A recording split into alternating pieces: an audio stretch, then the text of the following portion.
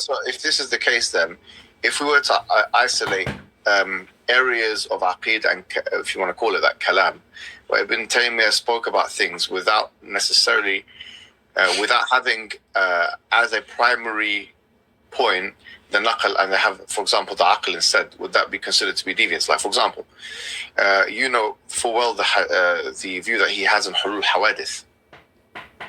So the way that Ibn Taymiyyah discussed hawadith, and hawadith la awwala laha as well, which is like tasalsul. Well, those are two different issues. We have to focus on one. But let's just say like hawadith for the sake of argument, right?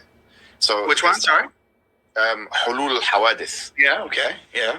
So when he speaks about hulul hawadith, he brings evidence, and he mentions. How about you translate that for the audience, because they might not know what that means and what you're referring to, basically. I know, but go ahead. Ibn Taymiyyah mentions that Allah, there's something called tajaddud fi dhatillah.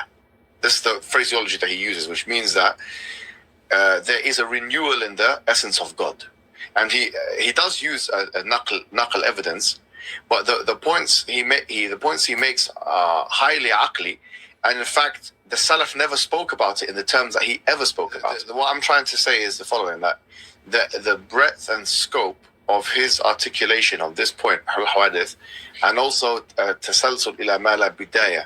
Tasalsul is another issue, but I'm ready to defend Ibn Taymiyyah on all of these points. I'm not saying he's wrong or he's right. I'm just saying that he's making points based on aql for the most part. Even with the tasalsul, he doesn't do it independent of text. He makes a textual argument.